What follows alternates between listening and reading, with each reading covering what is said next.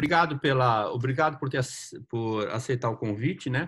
Deixa eu só te falar um pouquinho do grupo, Armínio. Esse grupo aqui, ele foi formado informalmente há 90 dias atrás.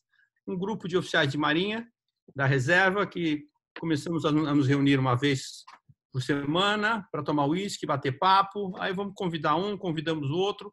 Hoje o grupo é considerado, eu li até uma matéria recentemente no jornal, um jornal forte aí de São Paulo, que dizia que é o grupo mais importante, que é o grupo de debate mais importante do Brasil, que conseguiu, num pouco espaço de tempo, trazer diversas personalidades. É um grupo onde o número de membros é limitado, né? E basicamente são oficiais da reserva da Marinha e alguns civis. Na realidade, alguns civis são 4, entre eles eu. O nosso modelo é um modelo bastante informal. Na realidade, você vai fazer uma apresentação, mas a coordenação do evento hoje vai ser com o Almirante Guilherme. Então, eu vou passar a palavra para o Almirante Guilherme, ele vai ler a sua biografia, passa a palavra para você e começa o debate. Tudo bem? Tá ótimo. Obrigado. Guilherme, com você. Boa noite. Bom, o nosso convidado de hoje, o economista Armínio Fraga, é carioca, ex-presidente do Banco Central do Brasil e sócio fundador da Gávea Investimentos. É considerado um dos economistas mais influentes do Brasil. É graduado e mestre em economia pela PUC Rio de Janeiro e em 1985 obteve o título de doutor em economia pela Universidade de Princeton.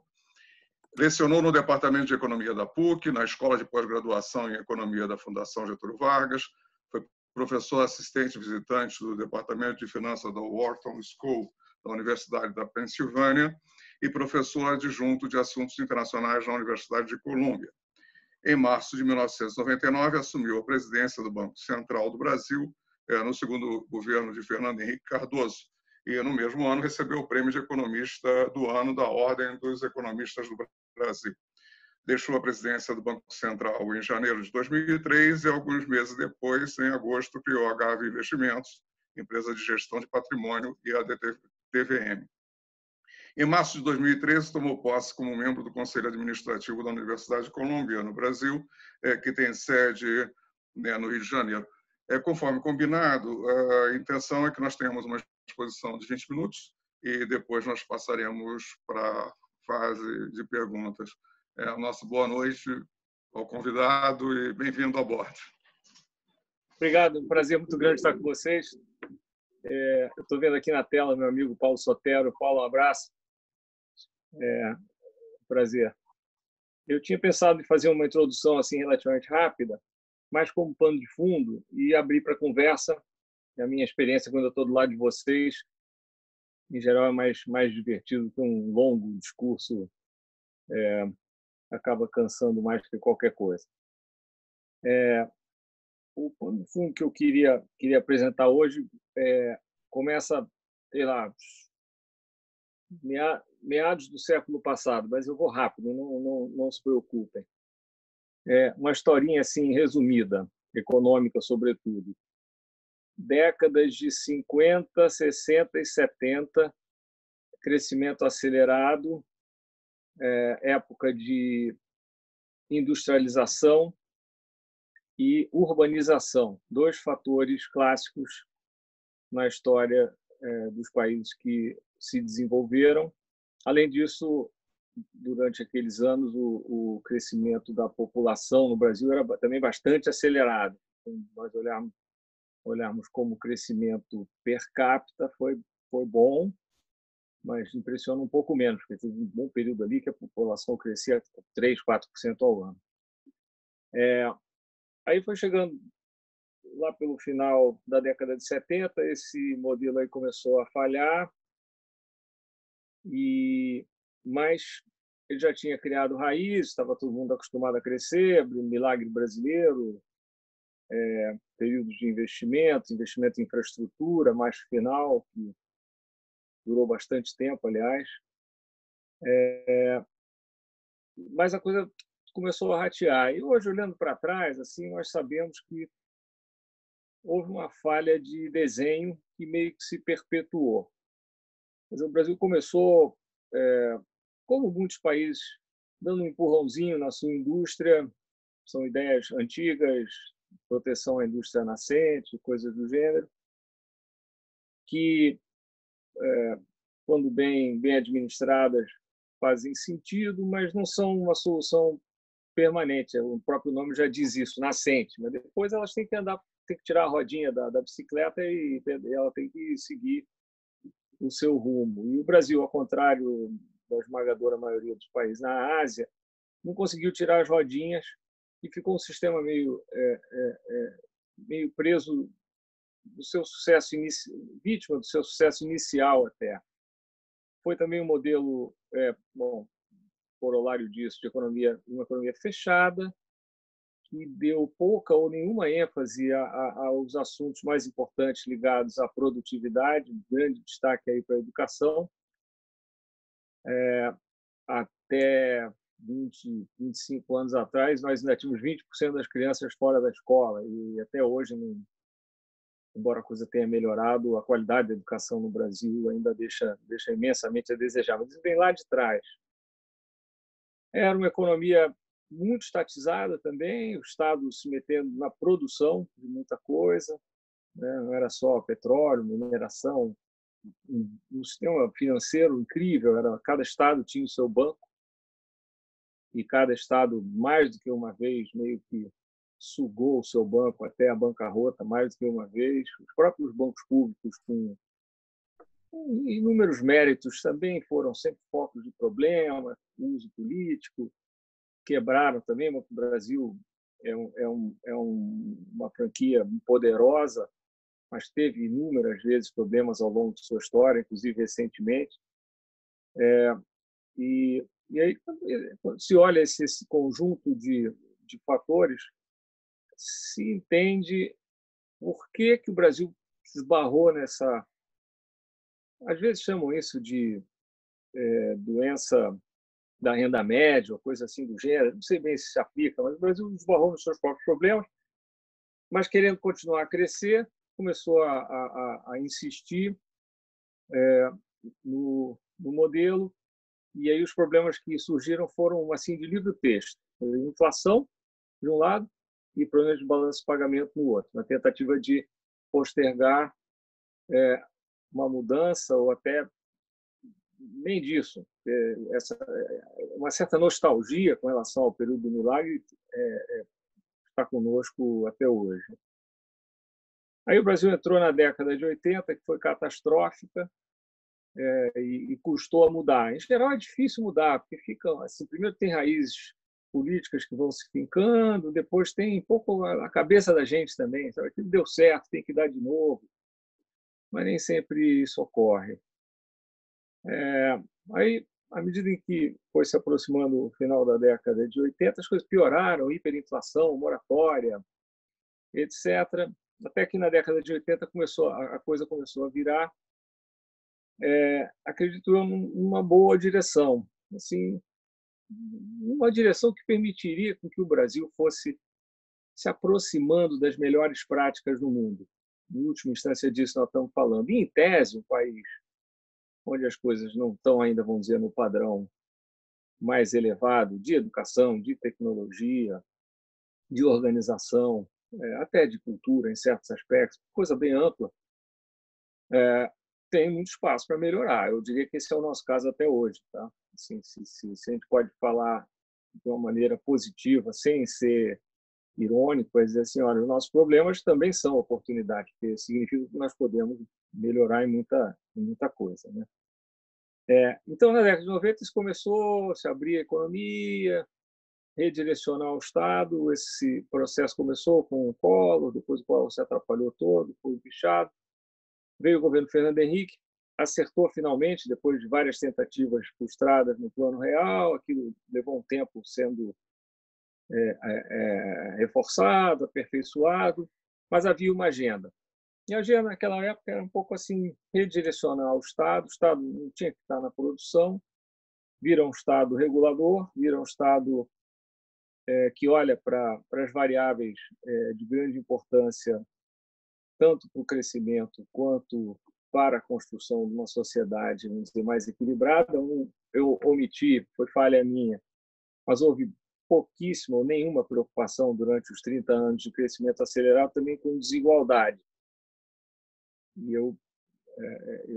hoje, mais do que nunca, olhando para trás, vejo que isso é uma incoerência na nossa estratégia, uma falha que segue conosco até hoje, apesar de momentos assim de esforço. Eu diria que o governo Fernando Henrique tinha essa ideia, a ideia de dar atenção à educação, à saúde, e com isso criar espaço, vamos dizer, para a criação de oportunidades e de capital humano e tudo mais.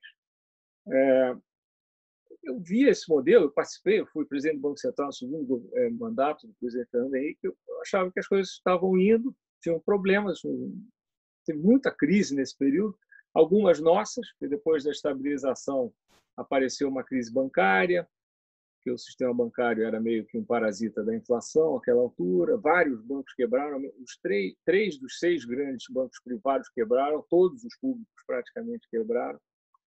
Depois veio uma crise fiscal, a inflação, de certa maneira, fechava as contas. Depois veio uma crise cambial, porque o câmbio, como foi usado em toda parte do mundo, quando você teve que lidar com a inflação, o câmbio foi uma parte da ancoragem, mas depois ele ficou defasado. Não houve disciplina fiscal. Livro-texto. Eu, por acaso, cheguei nesse momento, hoje é mais fácil falar, na época a gente estava morrendo de medo que fosse desancorar outra vez, mas, enfim, acaba que deu certo. Mas aí a transição para o governo Lula, que aconteceu também num momento turbulento, crise de energia e tal, teve um final provisório feliz, na medida em que o PT, nas mãos do seu fundador e principal líder, surpreendeu a maioria, certamente a mim, com bastante bom senso, preservou assim o equilíbrio básico da economia, manteve certas agendas, aprofundou outras, voltado mais para a sua vocação social, que hoje em dia fala-se muito da época do Fernando Henrique, mas era também a vocação dele, social-democrata, mas que o PT aprofundou algumas coisas. Eu achava que o Brasil ali estava bem, ia dar certo, porque me parecia que o PT, que era sempre visto como um grande acidente de percurso, ia ser um mega problema, o PT ia cumprir tudo que estava escrito lá no programa do partido. Eu falei, você cumprir tudo, quebra. Mas eles não cumpriram. Apareceu o Palocci assim do além, se mostrou um excelente ministro, depois outros problemas, não quero entrar nessa esfera, que é crucial, não estou querendo desmerecer, mas ali na economia a coisa foi bem, montou uma equipe e tal, eu achava que a coisa ia andar. Mas aí o Brasil meio que teve uma recaída. O Palocci foi embora, por problemas também que a gente se lembra, ali, escândalos e tal, mas já havia uma pressão interna para, entre aspas, ser feliz também. Então veio isso. Enquanto durou o governo Lula, houve uma manutenção de uma certa disciplina macroeconômica, muita sorte também. As commodities subiram os 8 anos do Lula, praticamente em linha reta, com exceção daquela mega crise que aconteceu ali no meio do caminho, mas que o PT estava em condições de administrar bem e administrou bem. E aí entra a fase mais complicada, uma das mais complicadas recentes, vem o governo Dilma, e aí ela, que já dentro do governo vinha sinalizando esse modelo meio, vamos dizer, o modelo que tinha dado errado para nós, com a mão pesada dela, ela pisou firme nessa direção, deu azar também, que as commodities começaram a cair, e foi o que nós sabemos. Depois ela, para se reeleger, chutou o pau da barraca, explodiu as contas públicas, se reelegeu ali por pouco, e depois teve que administrar a crise. Ela, no fundo, patrocinou um colapso fiscal depois de muitos anos, 15 anos de superávit primário, uma certa disciplina, ganhando aos poucos a confiança. Ela estourou aquilo tudo, em 2, 3 anos houve uma piora no saldo fiscal chegou a 6 pontos do PIB, muito grande, e depois nunca mais voltou. Ela fez uma tentativa ali de se se recuperar e tal, mas acaba que não deu certo. Ela própria estava também, o PT e seus parceiros envolvidos em muita confusão. Isso tudo sempre com o apoio da nossa elite, que se abraçou com ela, está se abraçando com o governo atual. Então, um caldo complicado, sabe assim. Não estou querendo simplificar demais as coisas aqui, correndo nesses 15 minutos que já se foram. Mas, assim, ela saiu. Foi curioso o que aconteceu, porque o vice-presidente, que era sócio co-controlador desse Brasil S.A., o PMDB, meio que puxou o fio lá do ônibus, pediu para sair, apresentou um programa, e o programa, surpreendentemente bom, aquilo deu uma acalmada, mas o fato é que, logo, as próprias raízes, vamos dizer, de controle do governo se sobrepuseram e foi o que a gente sabe também, problema atrás de problema, atrás de problema, e o final do governo, embora algumas reformas tenham acontecido, e o mercado tenha relaxado, porque o mercado estava vendo a gestão Dilma se espatifar. Então, ok, vamos parar aqui, o motorista não está acelerando mais em direção às pedras, ele deu uma parada aqui. Entra esse governo atual, uma situação estranha, rejeição ao PT, a história toda que vocês conhecem também, mas muito ancorada no Paulo Guedes, como um economista liberal, formação de Chicago, etc., e no Moro, em cima da tese de acabar com a corrupção, política velha, etc., ainda com um pouco de ajuda também do que seria uma ala mais conservadora, que é grande no Brasil, ligada à igreja, etc.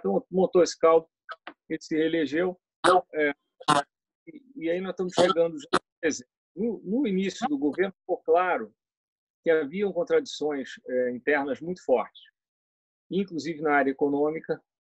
O Paulo Guedes, com essa visão mais tradicional, mas com dificuldade de ele próprio também de tocar as coisas, mas o próprio chefe dele claramente não muito entusiasta das ideias. As ideias em si, a que vingou foi uma que já vinha em debate já há 15, 20 anos, foi a reforma da Previdência, que ele herdou lá um pacote. Eu fui envolvido no desenho desse pacote antes, que era algo feito de forma partidária, aproveitou-se, sei lá, uns 60% da proposta que ele recebeu, e foi eu considero um excelente resultado. Mas depois parou, e a economia, que deveria estar vivendo uma recuperação cíclica, natural, não viveu. Esse era um problema em cima eu diria assim, sem muito medo de errar, mas sendo um pouquinho genérico, em cima de um grau de ruído muito grande. Nesse meio tempo, o investimento no Brasil já tinha colapsado. O Brasil hoje está investindo 15% do PIB, é o menor nível de investimento da nossa história. Estamos parados aí. Não há país que cresça sem investir. O grau de incerteza institucional foi crescendo, e nós mais ou menos chegamos ao acidente da pandemia já bem fragilizados, porque depois do colapso fiscal da presidente Dilma, a dívida pública foi de 50% para 75% do PIB, o país vinha crescendo pouco, vinha investindo muito pouco, o gasto público tem uma tendência quase que, eu diria, intrínseca a subir, dadas as regras da Previdência, de tudo mais, é algo que cresce organicamente, e foi espremendo espaço para tudo, e a confusão maior, isso que eu estou chamando de ruído, mas coisas que hoje mancham a reputação do Brasil no mundo global, mas internamente, eu diria, também preocupam, vinham fazendo mais e mais dano, eu diria, na nossa capacidade de investir. O que o Brasil precisa investir requer uma visão de longo prazo. no setor público, investir em educação é um projeto de longo prazo para qualquer político, o dividendo não vem logo. No setor privado, que a gente precisa mais é infraestrutura, também precisa de uma visão de muito longo prazo. Então, a coisa meio que parou, num grau tal de incerteza, e aí vem a crise. Bom, e o que aconteceu? No caso, no governo Dilma, houve uma queda na recessão de 7 pontos do PIB. Tá? Foi uma queda da renda per capita de 10 pontos. Um negócio extraordinário. Uma depressão.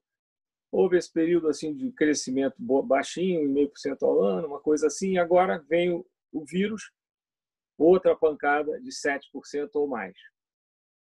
Então, nós estamos vivendo o que eu acho que não tem como não classificar como sendo uma depressão meio diferente, porque essa não é uma crise tradicional, não é uma crise bancária, não é uma recessão típica.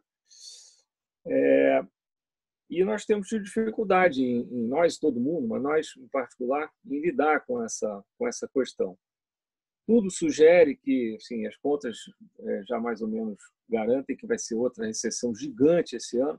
Então, nós vamos ter tido, no intervalo de 7 anos, 2 períodos de queda no PIB, vamos dizer, de 7%, dá uma queda na renda per capita acumulada, fazendo a conta aí na ponta do lápis, uns 15%, quando o Brasil deveria ter crescido 15%.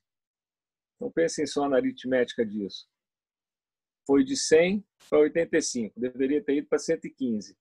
115 dividido por 85, nós estaríamos com 35% a mais de renda se tivéssemos crescido 2% ao ano per capita.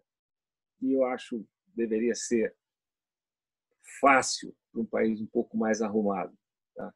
Então, custa muito caro ficar indo de crise em crise, muito caro. O dano social é monumental. A gestão da crise deixou a desejar, embora tenha o dinheiro, a torneira esteja aberta, demorou.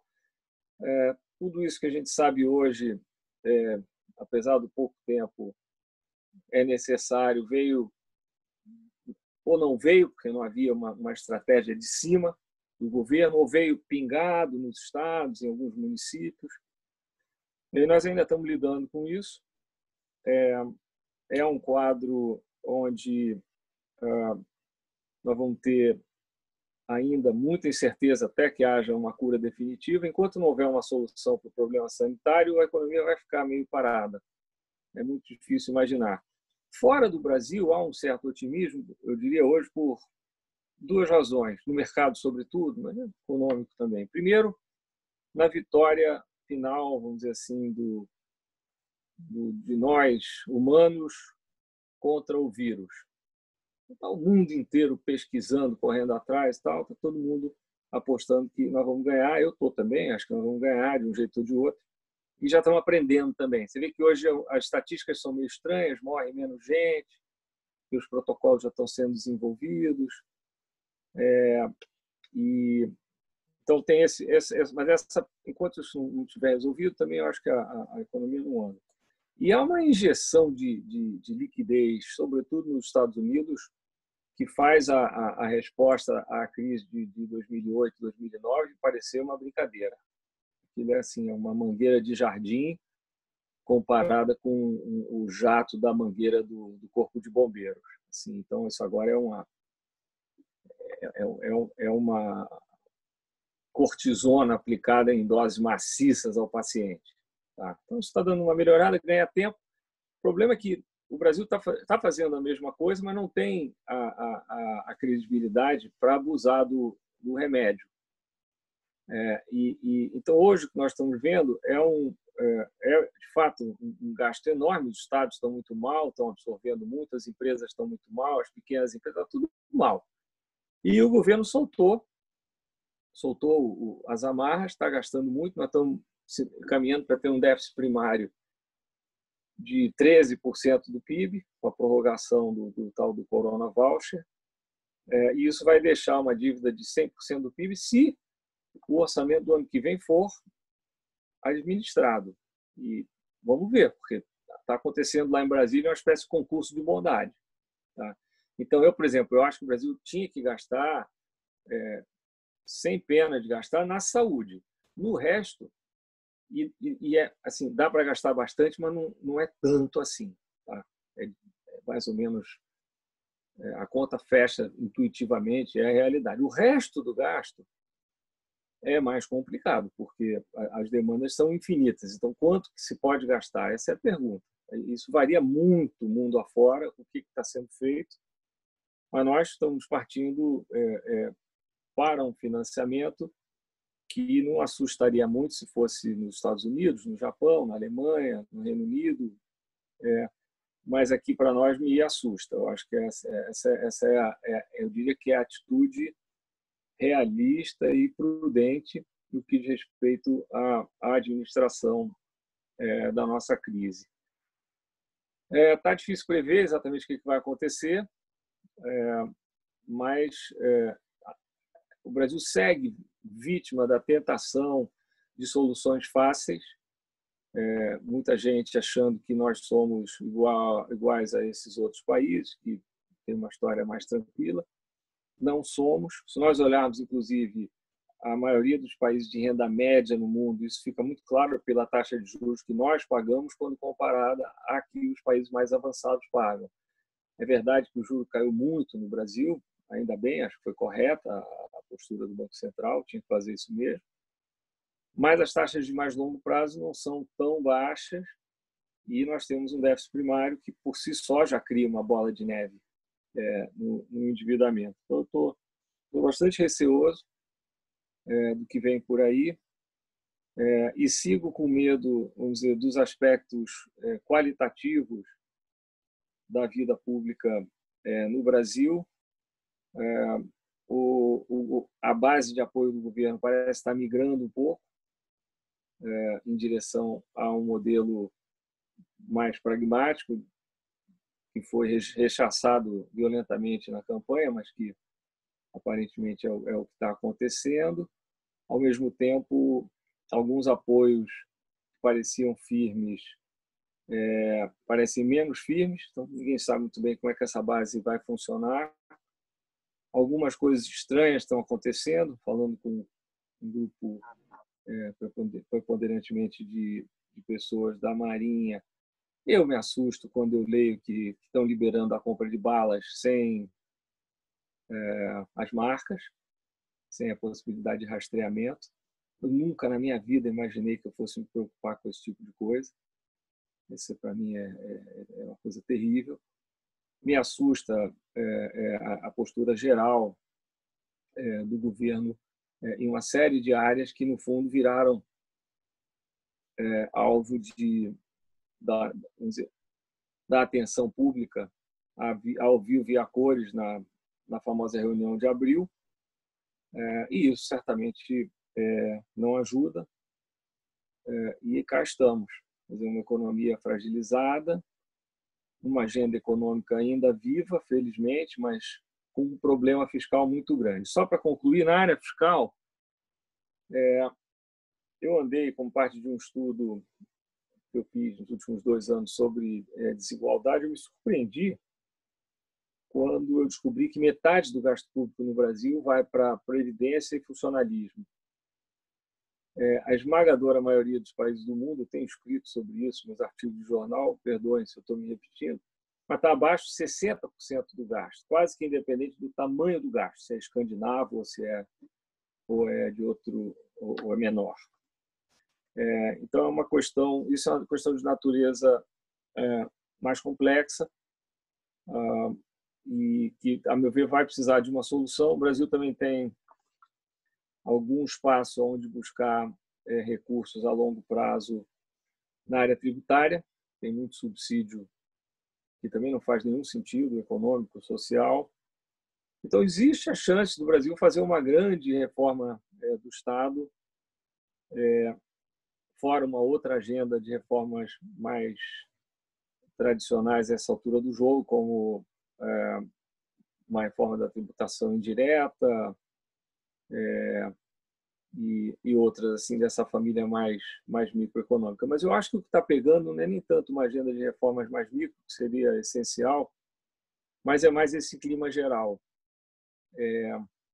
E eu aí realmente não me atrevo a fazer nenhum tipo de previsão. O que eu posso dizer a vocês é que a nossa situação é muito frágil e requer bastante cuidado para nós não nos iludirmos com qualquer solução assim mais fácil ou mais exótica. Se vocês quiserem, a gente pode discutir esse tipo de coisa também, emissão monetária, coisa do gênero. Eu vou parar por aqui, fiquem à vontade, podem perguntar o que quiserem, eu respondo o que eu puder. Guilherme, deixa eu só fazer uma pergunta rápida aqui. Armínio, quanto tempo você tem com a gente? Nós combinamos 60 minutos, lembra? Foi. Eu passei do tempo que eu prometi, eu posso pagar de volta aqui com o maior prazer, mais uns 10 ou 15, se vocês me aguentarem. Tá bom, 15 minutos, mas então com os juros que tem hoje na economia brasileira, vamos poder passar. Baixo. Tudo bem, são 7h15, tá bom? Tá bom, tá jóia. Se vocês cansarem, tudo bem, mas senão a gente segue. Tá bom, vamos lá. Eu vou fazer a próxima pergunta e depois o próximo será o Breno Jaime. Quando se está na academia ou na iniciativa privada, antes de uma introdução, a minha ideia é juntar o que eu li no seu currículo com a sua exposição ao longo dessa trajetória. Quando se está na academia ou na iniciativa privada, parece que temos todas as soluções para os problemas estruturais e que, sem dúvida, muito estão diagnosticados. Mas, ao se passar para o governo, não se consegue que as soluções sejam implementadas, particularmente por serem moldadas pela política, a arte do possível. Eu vendo esse detalhamento histórico que foi apresentado agora, eu recordo que há coisas aí que já foram identificadas na sua primeira passagem, por exemplo, no Banco Central, no início dos 90. Né? Então, o senhor teve a oportunidade de passar pelos 3 setores, e a minha pergunta é muito simples: como é que a gente desata esse nó? Como é que a gente consegue tornar realidade todas essas nossas aspirações? Pois é,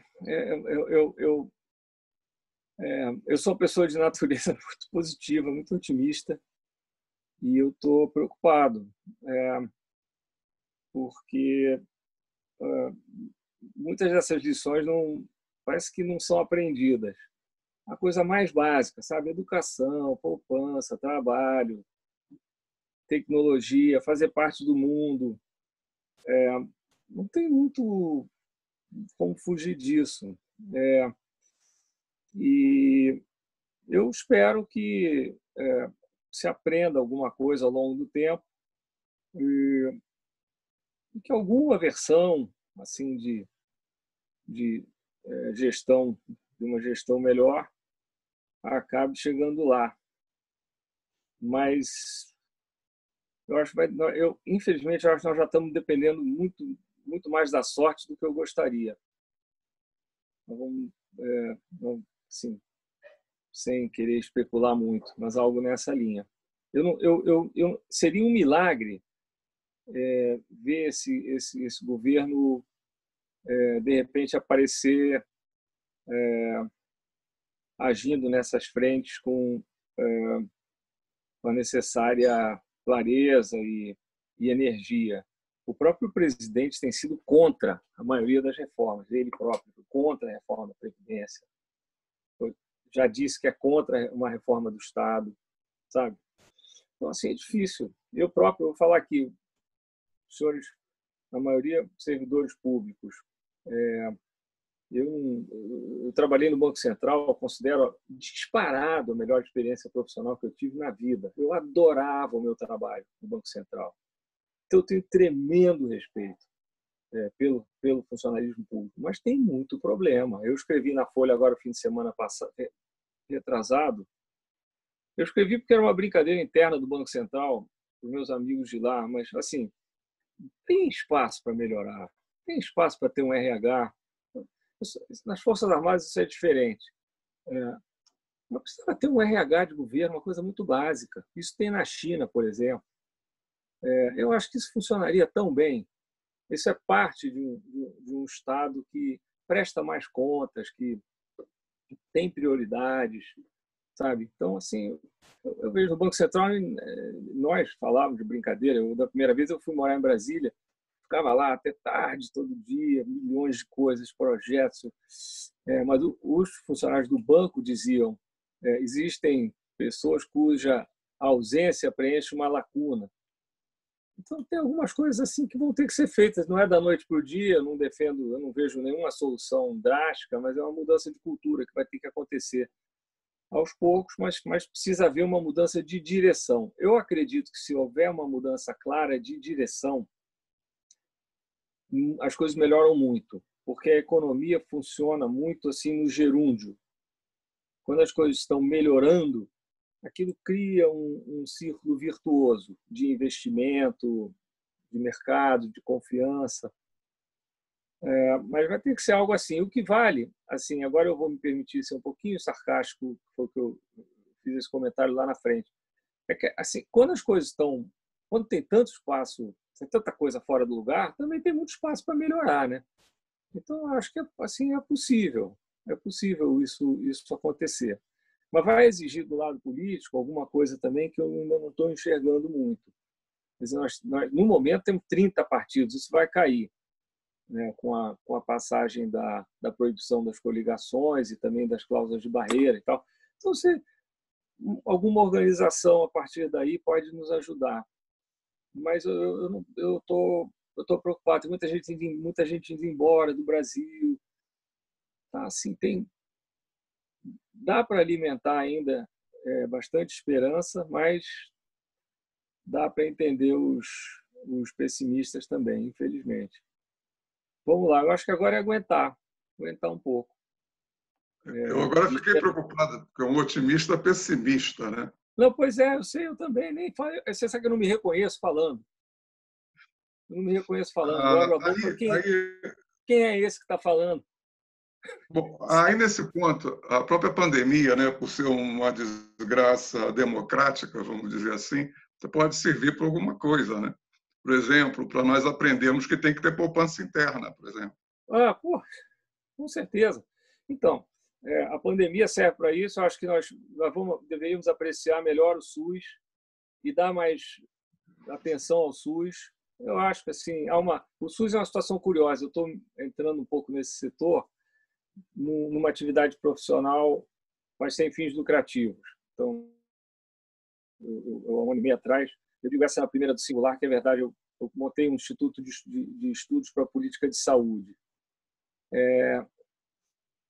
O SUS hoje um pouquinho mais azeitado e com um governo que desse mais valor, estaria prestando um serviço ainda maior ao Brasil. Tem grande sucesso nessa área, mas o SUS tem pouco dinheiro, é verdade, e eu sou um fiscalista, para eu dizer isso, para mim é difícil, mas eu acho que é verdade. E tem espaço para melhoria de gestão também, as duas coisas. Mas aí está um impasse. Isso eu sou novato na área, mas se você for falar com alguém do ramo sanitarista, eles vão dizer o seguinte: olha, toda vez que falam de eficiência é porque vão me cortar o orçamento. Aí estão querendo. E aí, quando alguém fala da área ou privada ou fiscalista, diz assim: me dá mais um dinheiro. Fala: não vou dar dinheiro, eles são ineficientes. Então, mas eu acho que os dois têm razão hoje em dia. Precisa mais dinheiro e mais eficiência, não ou e. Mas de onde sai o dinheiro? Aí entram todas essas redefinições de prioridade que são imensamente difíceis. Um pouquinho de sorte agora vai ajudar um bolão. Almirante, agora a próxima pergunta. Almirante Jaime, por favor. Boa noite. Eu começo a ficar assustado se o otimista está com essa mensagem, contando com a sorte, eu já começo a ficar preocupado. E o fato é que a gente faz parte de uma geração que... Por que eu estou dizendo isso? A minha preocupação é muito foco na desigualdade, né? Que acompanhava lá atrás, ainda o ministro Delfim Neto, esperando aquele bolo crescer para dividir, né? E o bolo não cresceu jamais, ou se cresceu, não foi dividido como deveria ter sido dividido, né? E depois uma ação efetiva para minimizar um pouco isso, eu vejo que foi o Plano Real, porque reduziu o imposto inflacionário, né? Isso aí permitiu, foi um pouco mais justo, né, para as classes mais... E que pese toda a controvérsia em torno do governo Lula, naquele momento, teve uma sensação, né, de que tinha chegado a hora do mais pobre, né? Ele, tudo bem, ele acabou indo pelo caminho do consumo, né, de comprar a linha branca, de comprar aquele carro 0 mil, pagando ele 100 prestações, mas ele começou a ter acesso a alguma coisa, né, e que não beneficiou só ele. Na realidade, foi um nirvana para todo mundo, porque os banqueiros nunca ganharam tanto dinheiro, né, a classe média nunca mandou tantos filhos e nunca viajou tanto para o exterior, enfim, foi uma situação ali que parecia uma situação agradável para todo mundo, né? Depois que passou, todo mundo passou a criticar, mas naquele momento todo mundo usufruiu um pouquinho daquilo ali, né? E vamos evoluindo, e hoje estamos nessa crise, né?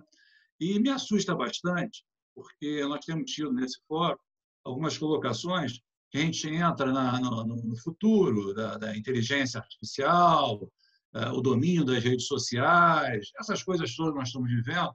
Só que, ao mesmo tempo, hoje de manhã, passando pela linha amarela, olhando para as margens da linha amarela, que a gente olha para aquele estado de pobreza, olha para o Morro do Alemão, eu falo, parece que nós estamos falando de coisas distintas, né? Que inteligência artificial é essa? Nós estamos com esse problema aqui agora, né?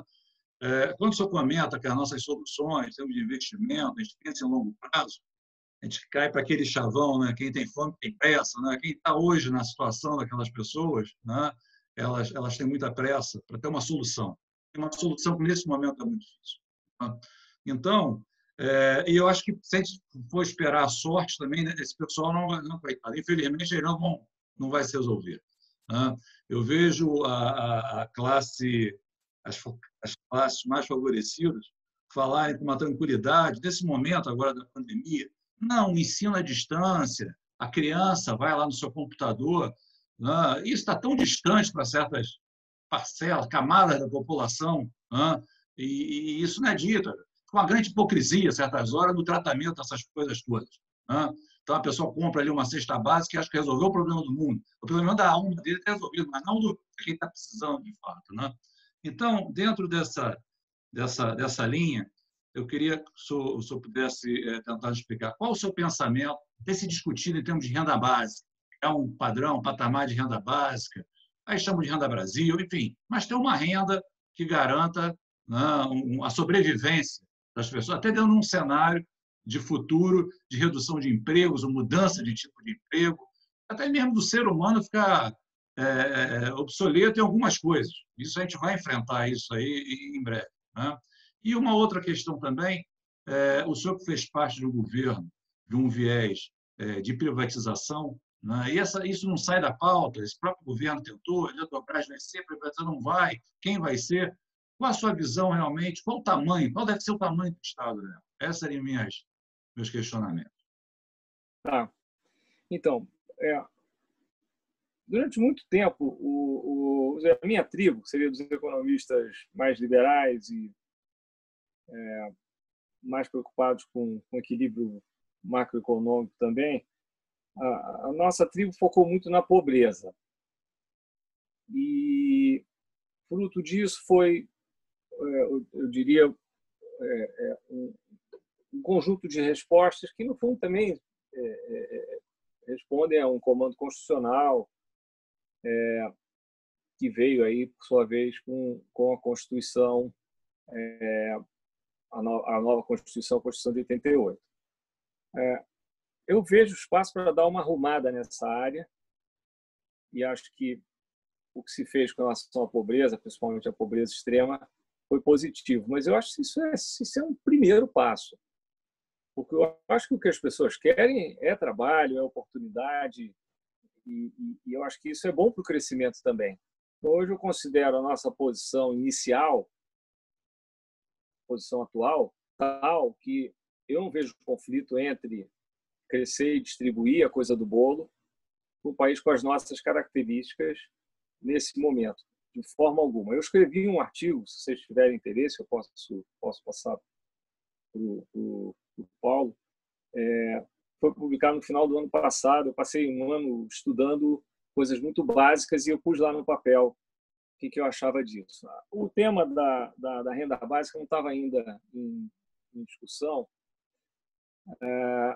mas assim, ele existe, está no ar há muito tempo. Mas eu acho que ele, no fundo, na prática, tem que ser tratado como uma consolidação e uma reorganização desses programas todos. Mas o que falta mesmo é o resto, é poupar mais, investir mais, educar melhor e botar a economia para andar. Eu vejo assim, um programa de renda básica universal é mais ou menos reconhecido que sai caro, aí teria que compensar com imposto de renda. Eu acho que na prática o que deveria acontecer, e eu acho que é o que vai acontecer, é uma consolidação e uma reorganização, mas eu acho que isso não é suficiente. Nós vamos ter que arrumar espaço, poupança também, para redirecionar outra vez o Estado numa direção que eu acho que não é muito diferente da direção da social-democracia. Eu acho que o mundo vai reinventar a social-democracia depois de ter flertado com um modelo, ninguém sabe muito bem o que é, neoliberal, básico e tal. Embora eu acho que o governo Fernando Henrique foi social-democrata com uma cabeça assim mais liberal, eu acho que aquilo ali é o padrão. E a gente tem que ir por ali. Como que isso vai acontecer é difícil. Eu, quando vim para o Banco Central a segunda vez, eu fiquei com minha família no Rio. Nós tínhamos passado 6 anos nos Estados Unidos, estávamos querendo fincar raízes aqui. Eu não tinha a menor ideia quanto tempo eu ia durar e tal, fomos para o Rio. Então, eu pegava a ponte aérea para Brasília toda semana, cedinho, na terça-feira. Eu sempre sentei na janela. Às vezes eu conto essa historinha, que é meio boba, mas você sai, faz essa viagem, ou vai para São Paulo e fica olhando a zona norte do Rio e fica pensando, nossa, que chance que essas pessoas têm. E tem muita gente lá que não é mais criança, né, e realmente não estão preparados para dar um salto e para serem produtivos numa economia do século XXI. Então, nós vamos ter que definir uma estratégia de sair disso aos poucos. Tem muita energia lá dentro, a gente fala da Zona Norte como um negócio que a gente vê de avião, mas você vai lá e tal, mas isso precisa ser trabalhado. Então, assim, eu vejo o conjunto como sendo de um Estado que não é pequeno, porque é impossível, num país que tenha desigualdade como o nosso, sequer cogitar um modelo de Estado pequeno. Eu nem gosto de falar de Estado mínimo, mas todo mundo chama de Estado mínimo. Claro que o Estado tem que ser o menor possível para cumprir com uma certa missão. Você não vai querer gastar mais do que você precisa, por definição, uma questão básica de eficiência. Mas eu acho que tem que ser um Estado médio, por aí. Eu acho que o Estado, como empresário, não foi bom. Então, acho que a gente pode mais ou menos separar. Acho que o governo, em tese, não deveria ter empresa. Você pode ter, por razões estratégicas, uma ou outra, mas raramente essa palavra é justificada. Mas são instâncias limitadas. Olha lá, a energia nuclear, alguma presença no setor bancário, eventualmente, mas não aquela coisa maciça. No geral, eu acho, então, portanto, deveria ser um Estado voltado para os investimentos que o setor privado não faz. O Estado brasileiro hoje investe menos do que 1% do PIB. Já chegou a investir 5,5% na década de 70%, sem as estatais, tá? Só investimento público mesmo. Então, o Brasil vai ter que arrumar espaço para isso tudo. E daí isso é o que eu discuto no meu texto, onde eu procuro demonstrar que é possível, num horizonte de tempo de talvez uma década, mobilizar essa poupança de uma maneira que eu acho não seria muito traumática, ao contrário, fazendo um pouco mais de reforma da Previdência, fazendo uma reforma do Estado e acabando com um monte de subsídios que não fazem o menor sentido. Tinham 2% do PIB de subsídio do BNDES. Não deu em nada, absolutamente nada. Sabe? Então, isso aí, esse já se foi. Não faz sentido uma pessoa se pejotizar e pagar 5%, 10% de imposto ganhando 100, 200, 400 mil reais por mês. Então, tem muito espaço assim, para melhorar. É coisa grande para objetivos grandes. E eu acho que o objetivo tem que ser investimentos na área social e deixar o Estado investir no resto. Acho que essa é a combinação vencedora. Em alguns setores, onde há necessidade de regulação, que seja uma regulação profissional, transparente, e pronto. Agora, assim, a agenda de coisas menores é gigantesca. Aí entra o meu lado otimista. Então, beleza, vamos arregaçar a mão. O governo não precisa fazer só uma coisa de cada vez. Você vai ter no governo milhares de pessoas. Vamos botar todo mundo para trabalhar. É nisso que eu acredito. E vai, sabe, com método. Aqui, a sua meta é essa, a meta dela é essa e tal, e vamos embora. Nisso eu acredito. Então, acho que, de repente, isso pode acontecer. Pode acontecer. Não está com cara agora, mas então vamos aguentar. Se não está acontecendo já, vamos resistir onde for necessário e tal. E depois, quando se abrir uma janela... Outra coisa, é fundamental estar pronto. Porque essas janelas abrem, fecham, assim, ninguém sabe muito bem quando que vão abrir, em geral elas não ficam abertas muito tempo. Então, ou esse governo, como acontece aí, algum milagre mental, não sei o que seria, ou outro que venha, já tem que ter as coisas prontas. Eu vejo muita gente, de novo, da minha tribo, hoje em dia, pensando em reformas concretas. Não é assim, vamos convocar um grupo de estudo para produzir um paper. Pô, legal, pode fazer. Mas aí, a janela já foi. Então, a gente tem que ter as coisas prontas. Surgiu a chance, vai lá e faz.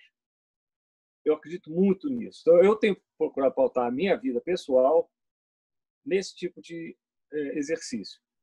Vamos estar prontos. As tropas têm que estar em forma. Se tiver um problema, a gente entra em campo e faz. Estou falando assim, com clareza. Outra coisa que me faz esperançoso também, a turma jovem chegando na política. Muito bom. Muito bom. Eu acho também que as instituições estão meio ameaçadas, mas também estão funcionando, por enquanto. Pode ter um acidente. Pode. Me dá um pouco de medo. O Supremo dá uma ordem, alguém não cumpre, sei lá, coisa assim.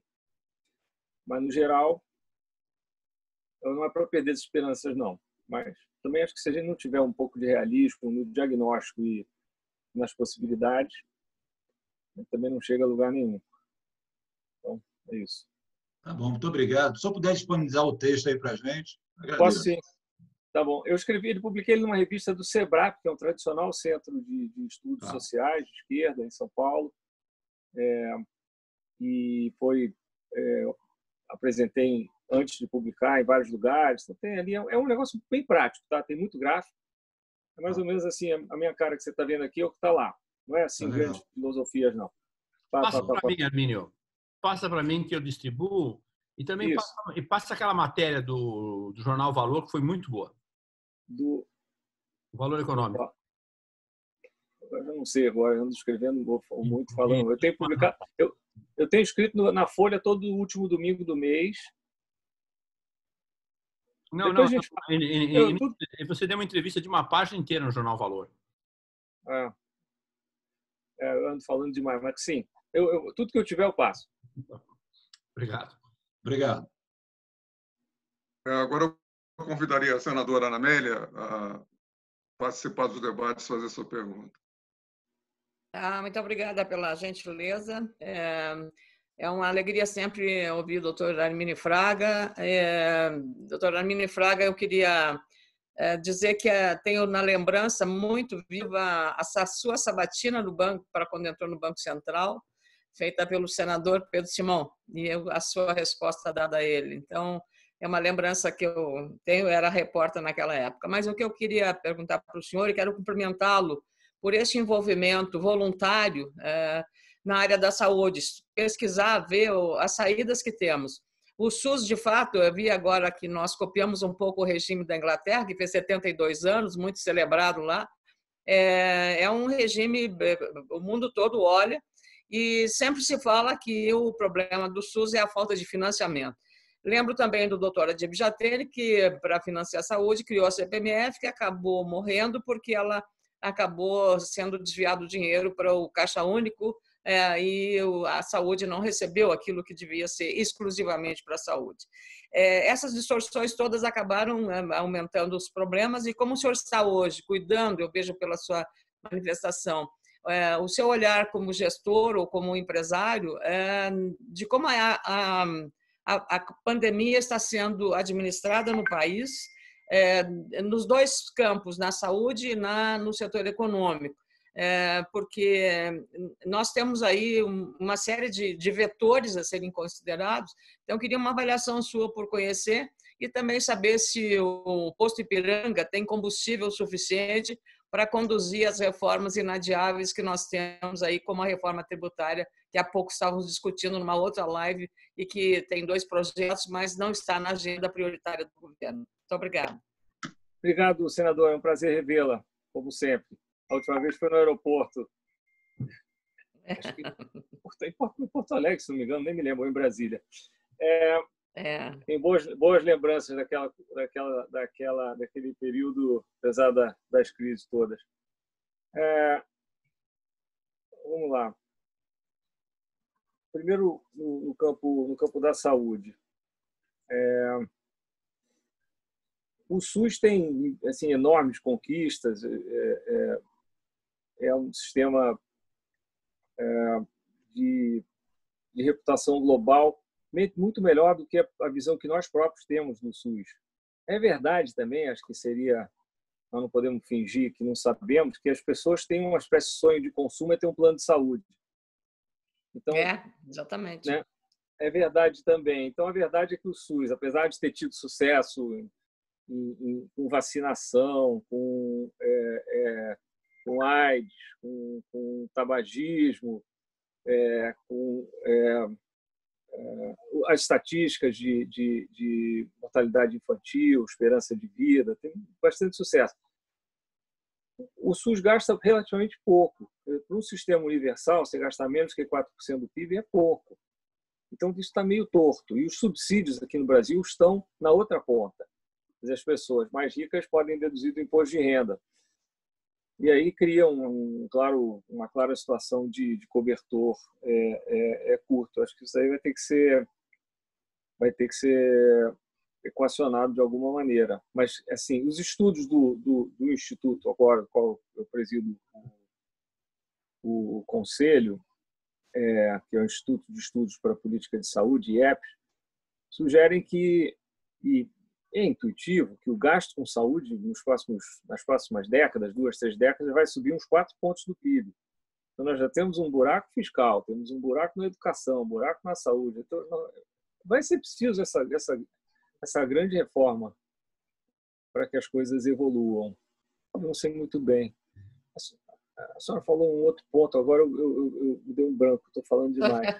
Sobre se o posto Ipiranga tem combustível para tocar essa tributária aí, que é fundamental, e todo mundo espera. Não é memória seletiva. Olha só. Seletiva mesmo. Bem seletiva. Um dia eu lhe conto a história, não sei se da pergunta que o senador Pedro Simão me fez na sabatina. Foi uma sabatina longa, levou quase, 6, 7 horas. Foi fantástico. Ele me deu uma... Ele levantou a bola para o senhor e o senhor deu um chute. Não, na verdade, não. Na verdade, ele me fez uma pergunta dificílima. Eu não consegui responder assim a contento. E ele me liberou, meio que piscou o olho para mim. Porque eu tinha 41 anos e ele perguntou se eu nunca mais ia trabalhar no mercado, na iniciativa privada e tal. Eu não sabia o que eu ia fazer, não sabia nem quanto tempo eu ia ficar no Banco Central. Mas o Paulo Guerra, voltando ao Paulo Guerra, eu falei para ele, senador, a última coisa que eu estou pensando agora é o que eu vou fazer depois. O senhor pode ter certeza que eu pretendo seguir com o padrão correto. Na verdade, não. Na verdade, foi, eu acho que o senhor está com memória seletiva. Ele disse como é que o senhor abria mão de um salário altíssimo nos Estados Unidos para vir ser presidente do Banco Central com um salário 3 vezes menos. Foi isso que ele me perguntou. E o senhor disse assim, não é só o dinheiro que importa na vida, senador. Servir o meu país também é uma missão de todo cidadão. Aí acabou. Foi assim. A outra coisa com aquele jeito dele, assim, ele falou, se fosse o presidente Fernando Henrique, não o teria convidado. Aí falou, mas se fosse Vossa Senhoria, não teria aceito. É verdade. Eu esqueci dessa também. Ele falou muito. Ele fez um discurso bem caprichado, mas foi bacana. Ele foi correto e ele sabe disso, que ele me aliviou na hora ali do sufoco. Mas só o que acontece? O ministro ele veio em cima de um conjunto de ideias que ajudaram a eleger o presidente, e que são ideias que ele defende desde sempre. E, no entanto, está sendo difícil. E eu acho que está sendo difícil por algumas razões. Uma delas eu já citei, que o presidente não concorda, não quer nem saber de várias das ideias. A outra é que o ministro tem encontrado dificuldade em transformar as ideias em propostas concretas. Então, tem sido um pouco frustrante nesse quesito. Cadê a reforma tributária? Cadê a reforma do Estado?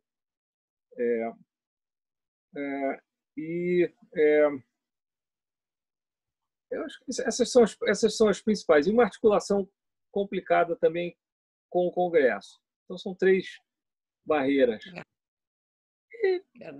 Eu não saberia prever, mas eu acho que ele está se adaptando um pouco, inclusive em função das circunstâncias.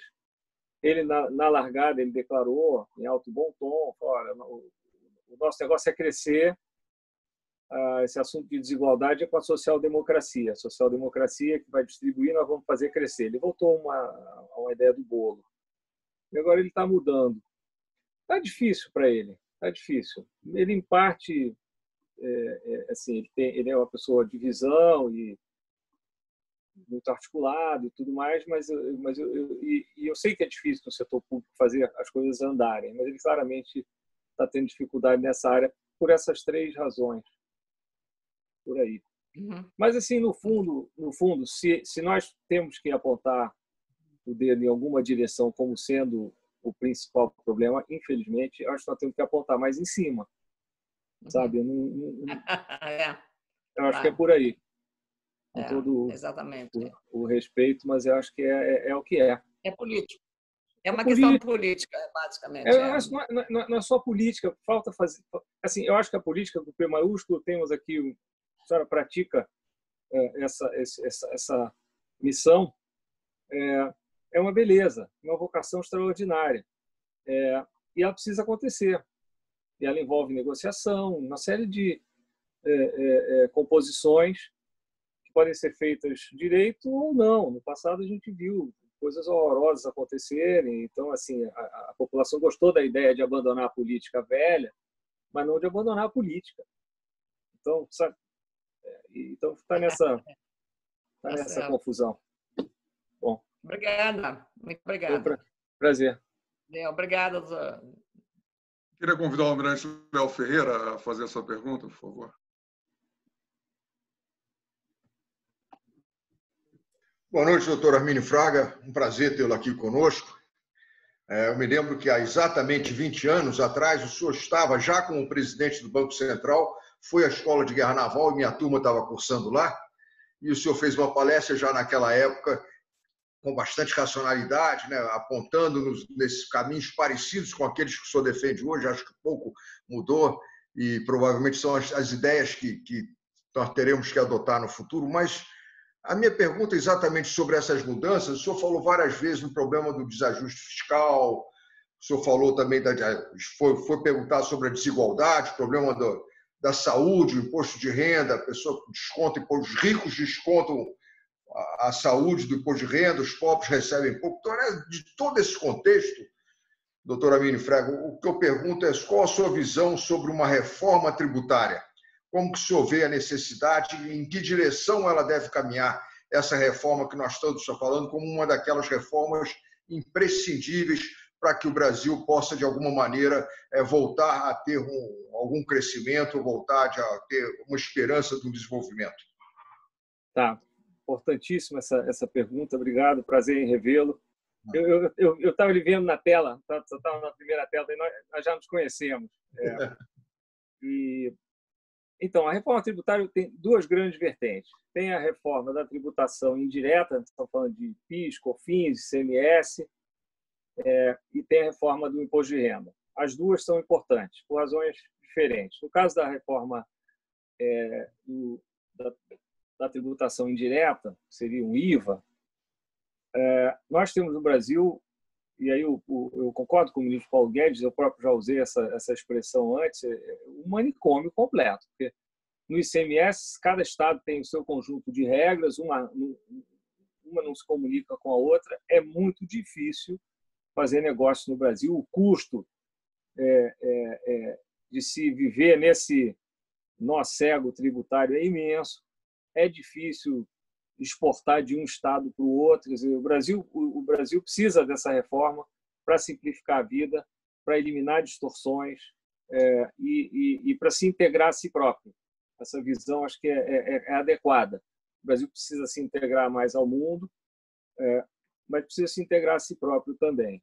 Essa reforma ela vem sendo mapeada já há algum tempo, existem propostas alternativas flutuando por aí, algumas são mais graduais, outras não, a proposta do Bernard Api, do deputado Rauli, e eu diria do próprio Ministério da Economia, lá na Fazenda, também ele já tem ideias. Essa reforma é imprescindível, ela é complicada pela negociação com os estados, eu acho que cabe ao governo federal liderar e bancar um pouco do risco, acho que é bom, isso seria um fator de crescimento para o país, dá para fazer essa aposta. Essa é que está em discussão há mais tempo.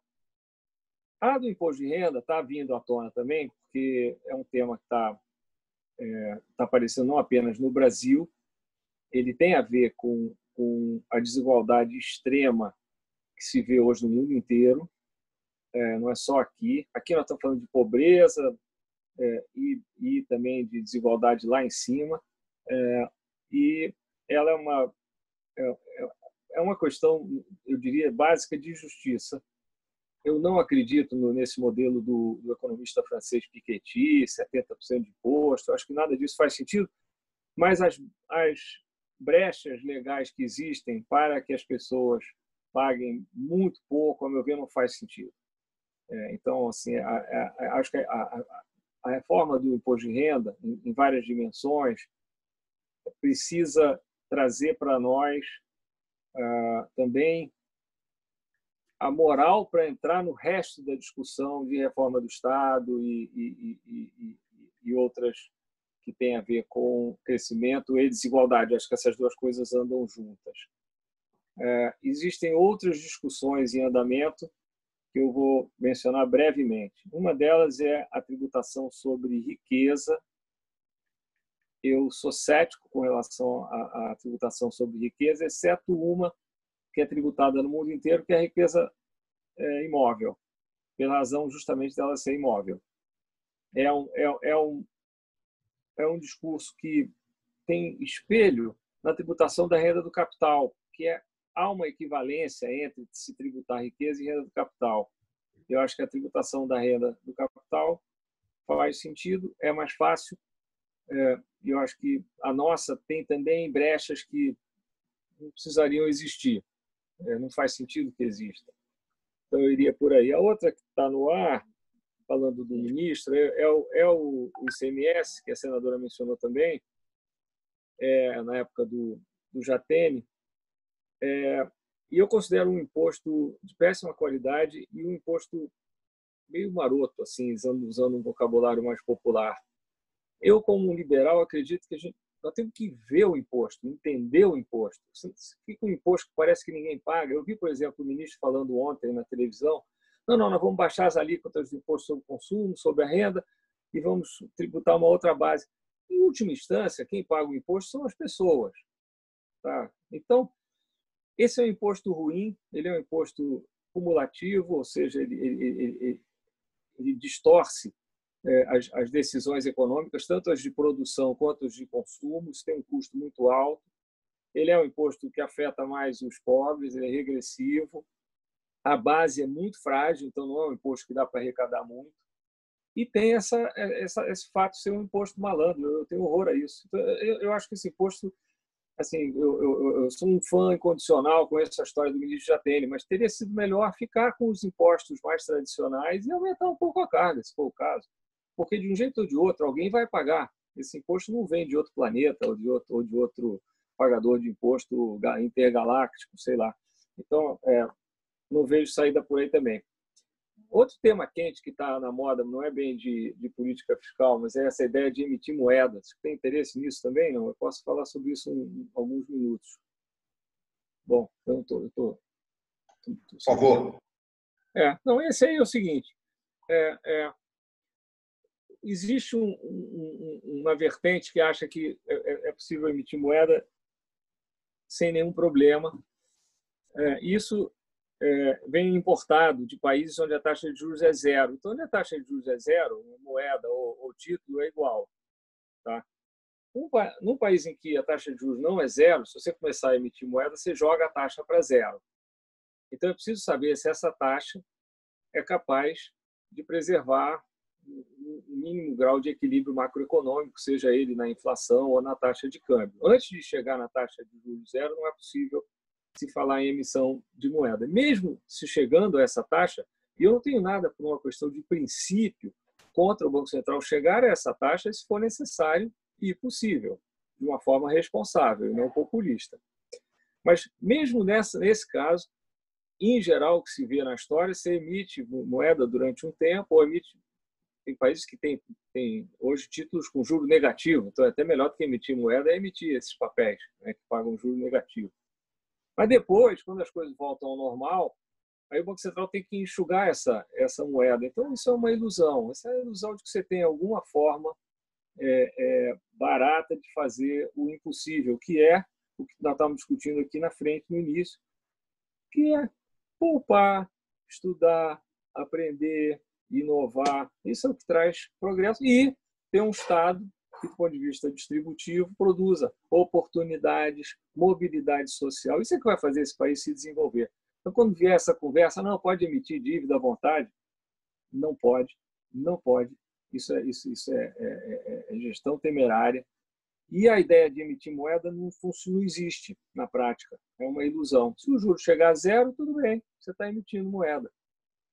Não é uma boa notícia, tá? O juro chegar a zero, eu garanto a vocês que é péssima notícia, porque a economia está muito mal.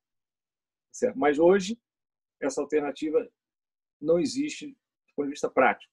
Tá? Não estou falando nem ideológico, nem teórico. Do ponto de vista prático, não é uma alternativa.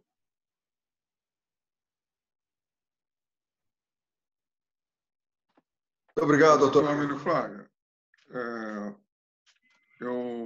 Já estamos já adiantados na hora, já até passamos de 7h15, mas eu gostaria de registrar a presença do embaixador João Mendes e de vários oficiais generais.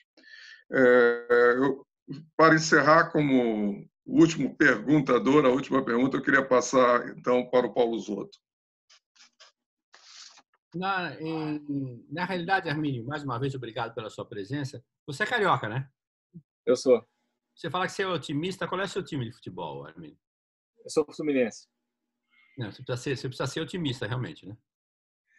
Já tivemos nosso dia. Mas eu não sou fanático, não, confesso. Eu gostava de jogar. Você joga bem? Posso dizer que eu sei jogar, mas eu tenho 62 anos, eu nem sei mais. Eu jogava na rua, jogava na escola, mas não jogava grande coisa, não, mas era esforçado.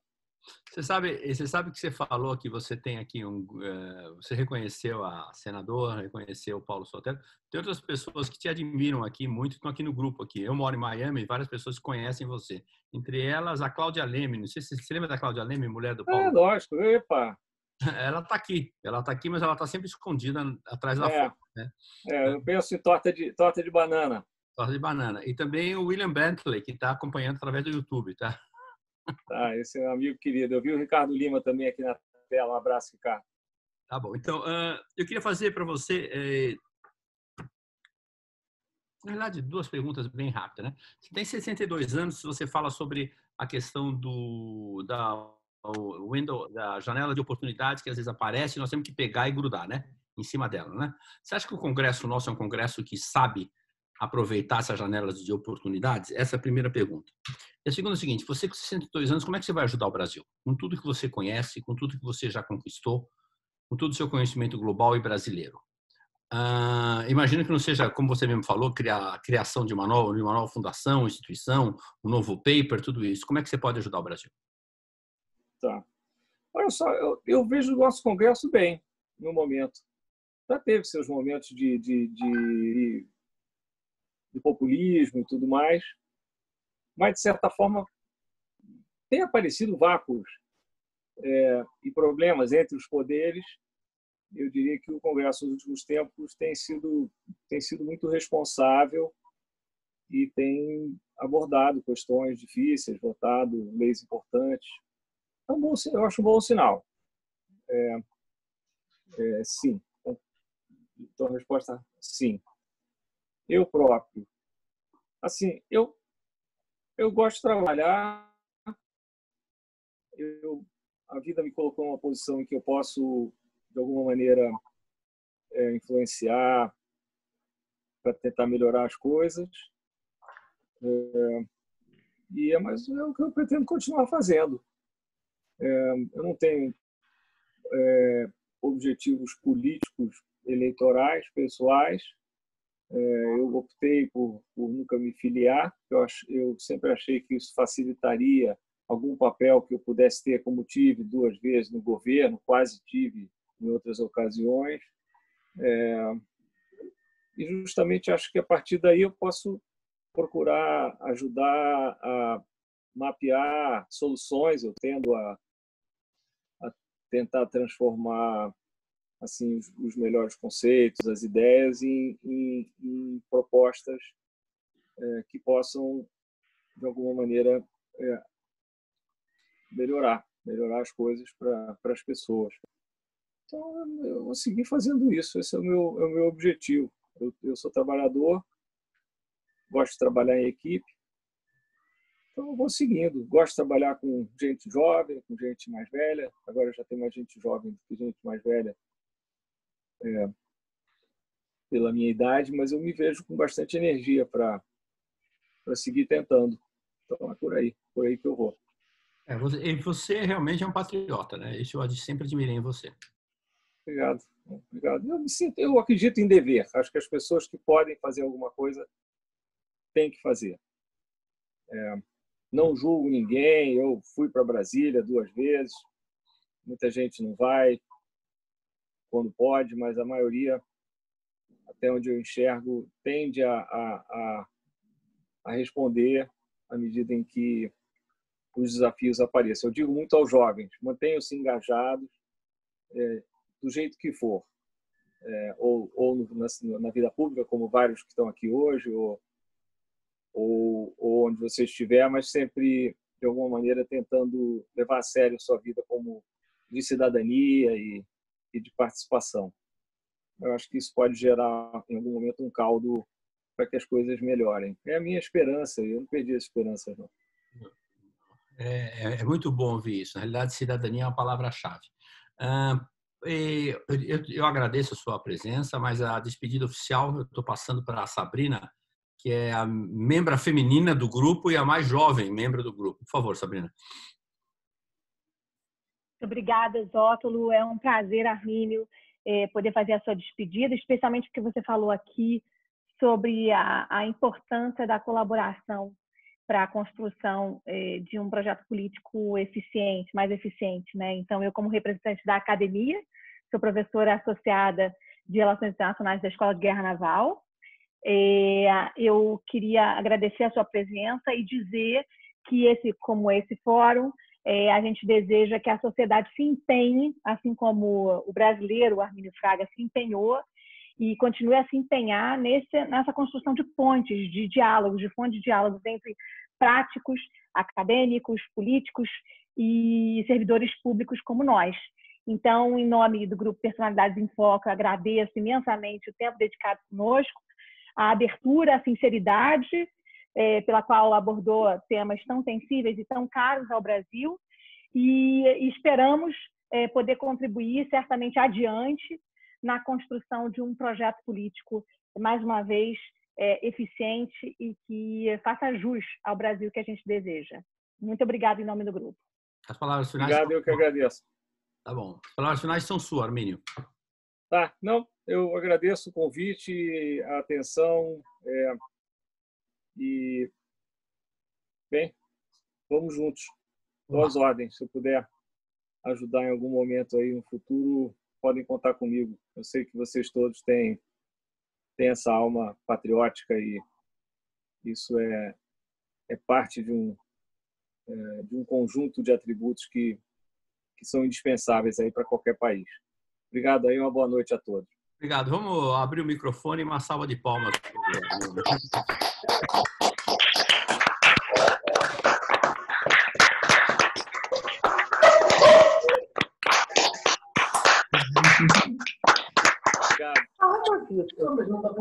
Não, aí ele abre. Tchau, gente. Tchau, Hermínio. Obrigado. Boa noite a Tchau, todos. mãe. Boa noite, Hermínio. Boa noite a todos. Boa noite a todos. Boa noite a todos. Boa noite a todos.